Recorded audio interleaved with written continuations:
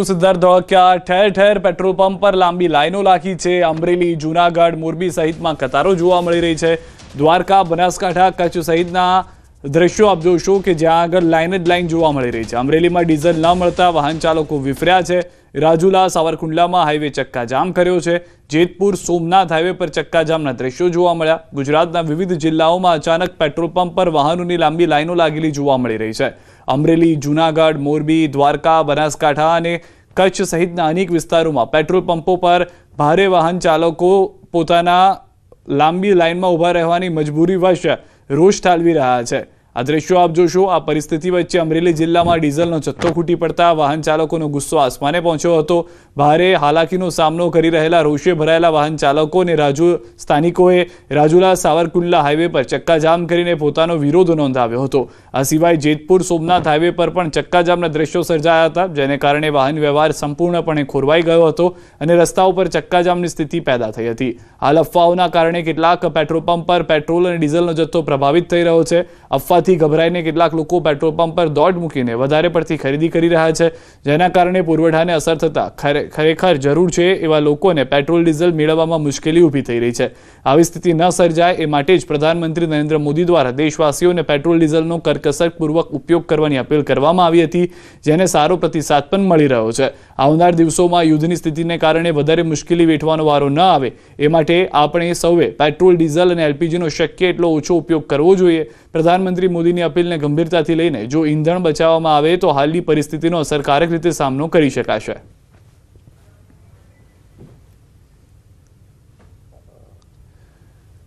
જૂનાગઢમાં ડીઝલ અને મોંઘવારી મુદ્દે આમ આદમી પાર્ટીનો અનોખો વિરોધ। ઊંટ ગાડી પર બેસી કલેક્ટર ઓફિસ પહોંચ્યા। આપના કાર્યકરો, ધારાસભ્ય ગોપાલ ઇટાલિયા, ખેડૂતો અને કાર્યકરોએ નોંધાવ્યો વિરોધ।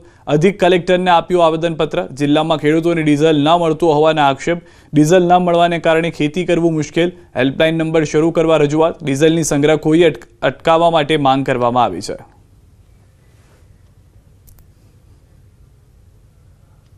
ગુંડાઓને મળે છે, કોન્ટ્રાક્ટર જે હોય ભાજપના એને ડીઝલ ખાનગીમાં કાળાબજારીઓ મળે છે, માથાભારે માણસોને મળે છે।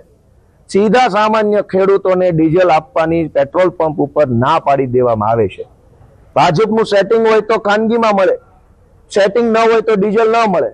હવે ડીઝલ જેવી જીવન જરૂરી વસ્તુ માટે પણ ભાજપનું સેટિંગ કરવું પડશે। જૂનાગઢના મેંદરડામાં ડીઝલ લેવા ખેડૂતોની પડાપડી જોવા મળી રહી છે। પેટ્રોલ પંપ પર ખેડૂતોની લાંબી કતારો જોવા મળી રહી છે। સવારે 5 વાગ્યાથી ડીઝલ લેવા ખેડૂતોની લાઈનો હોવા છતાં કેટલાય ખેડૂતોને પેટ્રોલ, ડીઝલ વગર પરત ફરવું પડી રહ્યું છે। 1 થી 2 કિલોમીટર સુધી વાહનોની લાંબી લાઈનો જોવા મળી રહી છે। પૂરતા પ્રમાણમાં ડીઝલ ન મળતા ખેડૂતોમાં રોષ છે। ખાતર, દવા અને ટેકાના ભાવમાં લાઈન બાદ હવે ડીઝલ માટે પણ લાઈનમાં ઊભા રહેવું પડે છે તેવું ખેડૂતો કહી રહ્યા છે। પૂરતા પ્રમાણમાં ડીઝલ ન મળતા ખેતીના કામો પર અસર પડી રહી છે, જે સીધી અસરના દ્રશ્યો પણ આપ દ્રશ્યોમાં જોઈ રહ્યા છો। ખેડૂતો પણ હેરાન પરેશાન છે। મારી પાસે 10 વીઘા જમીન છે।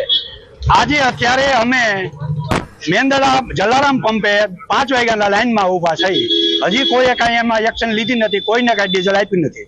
આજે 5-5:30 વાગ્યાથી ખેડૂતો આ ડીઝલની હારમાં ઉભા છે। કેરબા લઈને, ટ્રેક્ટરો લઈને, સાધન બધી ટોટલી વસ્તુ અમે લઈને આવ્યા છીએ। સમજો તમને કહો 5 વાગ્યાને હેરાન થાય છે અને અત્યારે લાઈન છે ડીઝલની 1.5 થી 2.5 કિલોમીટર લગીની। 50 લીટરની જરૂરિયાત છે અટાણે ખેડૂતને, એની જગ્યાએ અટાણે 10 લીટર મળે છે। 150 તો 150 બે બાજુ ટોકન આપ્યા, 300 ટોકનની વિતરણ થયું છે। 300 ટોકનનું 200 જણા અટાણે પાછા રિટાઈન ગયા છે। અમદાવાદમાં પેટ્રોલ ડીઝલ મુદ્દે ચાલી રહેલા વિવાદ વચ્ચે ગ્રાહક સુરક્ષા અને પગલાં સમિતિના પ્રમુખ મુકેશ પરીખે નિવેદન આપ્યું છે। તેમણે જણાવ્યું કે ગોપાલ ઇટાલિયાએ જે નિવેદન આપ્યું છે તે માત્ર રાજકીય અવલોકન છે અને નકારાત્મક દ્રષ્ટિકોણથી પ્રજાને ગેરમાર્ગે દોરવાનો પ્રયાસ કરવામાં આવી રહ્યો છે। મુકેશ પરીખે કહ્યું કે દેશના 140 કરોડ ગ્રાહકોના હિતને ધ્યાનમાં રાખીને આવી ટિપ્પણીઓ કરવી યોગ્ય નથી। તેમણે વધુમાં ઉમેર્યું કે દરેક વ્યક્તિ ગ્રાહક છે અને તેમાં કોઈ કોમ કે રાજકીય પક્ષના આધારે ભેદભાવ હોવો જોઈએ નહીં। ભાઈ ગોપાલ ઇટાલિયાએ એક નકારાત્મક દ્રષ્ટિકોણથી વિકૃત રાજકીય અવલોકન કર્યું છે। ગુજરાતમાં માત્ર ભાજપના આગેવાનોને, કાર્યકરોને જ પેટ્રોલ, ડીઝલ મળે છે એવું એમનું વિધાન સર્વથા સત્યથી વેગળું છે। પ્રત્યેક વ્યક્તિ આજે ગ્રાહક છે। 140 કરોડ ગ્રાહકોનો આપણો દેશ છે અને ગ્રાહકમાં કોઈ કોમ, જ્ઞાતિ, જાતિ, ધર્મ, ભાષા, પ્રાંતનો ભેદભાવ નથી. અંબાજીના દાંતાના રતનપુર પેટ્રોલ પંપ પર ઈંધણની કટોકટીના સ્થાનિકોએ વિડીયો બનાવી વાયરલ કર્યો છે. સવારથી જ પેટ્રોલ ડીઝલ ભરાવવા માટે ટ્રેક્ટર, જીપ અને બાઇકોની કિલોમીટર લાંબી લાઈનો લાગી છે. ખેતીની સિઝન હોવા છતાં ડીઝલ ન મળતા ખેડૂતો મોટી સંખ્યામાં પંપ પર ઉમટી પડ્યા છે. કલાકો સુધી લાઇનમાં ઊભા રહેવા છતાં ઈંધણ ન મળતા વાહન ચાલકોમાં ભારે રોષ જોવા મળી રહ્યો છે. પુરવઠો ખૂટી પડવા અને ડિમાન્ડ વધવાને કારણે આ ગંભીર સ્થિતિ સર્જાઈ છે. પંપ પર કોઈ અનિચ્છનીય ઘટના ન બને તે માટે પોલીસ બંદોબસ્ત વચ્ચે વિતરણ શરૂ રખાયું છે. તો દ્રશ્યો પણ આપ જોઈ રહ્યા છો. રતનપુર પેટ્રોલ પંપ પાસેના ટ્રેક્ટર, જીપ અને બાઇકોની લાંબી કતાર જોવા મળી રહી છે. લોકો લાઇનમાં ઊભા રહી અને પેટ્રોલ અથવા તો ડીઝલ ભરાવી રહ્યા છે. અહીંયા પરિસ્થિતિનું નિર્માણ એ પણ થયું છે, કેટલાક પંપ સંચાલકો સાથે વાત કરી તો, કે તેઓની જે ક્ષમતા હોય છે અથવા તો તેઓનું જે વિતરણ હોય છે તેનાથી વધુ માંગ જોવા મળી રહી છે અને માંગ જે છે તે અચાનક વધી ગઈ છે. સામાન્ય દિવસોમાં આટલી માંગ કે વિતરણ નથી હોતું જે અત્યારે જોવા મળી રહ્યું છે. તો રાજકોટ શહેર અને જિલ્લામાં પેટ્રોલ ડીઝલના જથ્થાને લઈને જિલ્લા કલેક્ટર ઓમ પ્રકાશે મહત્વનું નિવેદન આપ્યું છે. તેમણે જણાવ્યું કે જિલ્લામાં વિવિધ ઓઇલ કંપનીઓના કુલ 361 પેટ્રોલ પંપ કાર્યરત છે અને જિલ્લા વહીવટીતંત્ર સતત ઓઇલ કંપનીઓ સાથે સંપર્કમાં છે. હાલ જિલ્લામાં પેટ્રોલનો અંદાજે 46% અને ડીઝલનો 33% જથ્થો ઉપલબ્ધ છે. કેટલાક પેટ્રોલ પંપો પરથી ઝડપથી પુરવઠો પહોંચે તે માટે તંત્ર દ્વારા પ્રયાસો કરવામાં આવી રહ્યા છે. કલેક્ટરે સ્પષ્ટતા કરી કે તેમના આંકડા મુજબ કોઈ પણ પેટ્રોલ પંપ પર સંપૂર્ણ બંધ હાલતમાં હોય તેવા દ્રશ્યો નથી.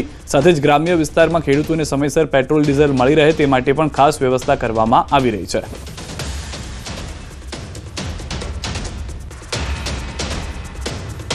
લઈને 24/7 ચલાવીએ છીએ. આ કામગીરી પણ શરૂ થઈ જશે.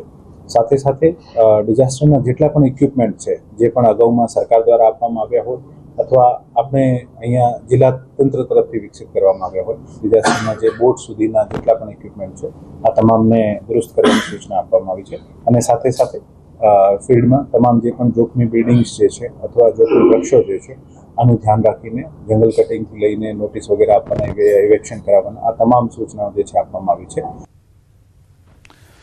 પેટ્રોલ ડીઝલની અછત પર કોંગ્રેસના પ્રહાર. પ્રદેશ કોંગ્રેસ પ્રમુખ અમિત ચાવડાનું નિવેદન. સરકાર તત્કાલ ખેડૂત માટે વ્યવસ્થા ઊભી કરી છે. સૌરાષ્ટ્ર કચ્છમાં ખેડૂતો પરેશાન થઈ રહ્યા છે. મોડી રાત સુધી ટ્રેક્ટરની લાઈનો જોવા મળી રહી છે.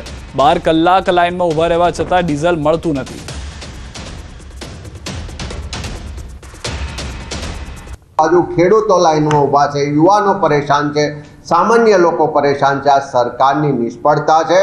અમે સરકારને તાત્કાલિક કહેવા માંગીએ છીએ કે જે પ્રાથમિક જરૂરિયાત છે, જે પુરવઠો છે, એ પેટ્રોલ હોય, ડીઝલ હોય કે ગેસ હોય, એની પૂરતી વ્યવસ્થા કરે. આ લાઈનોમાં ઊભા રહેવા માટે તમને મત નથી આપ્યા. પેટ્રોલ ડીઝલ મુદ્દે સરકારની સ્પષ્ટતા. કેટલાક પેટ્રોલ પંપ પર ડીઝલની ખરીદી વધી, સતત નજર રાખવામાં આવી રહી છે. કૃષિ સિઝનના કારણે ડીઝલની માંગ વધી છે. ડીઝલની બલ્ક સપ્લાય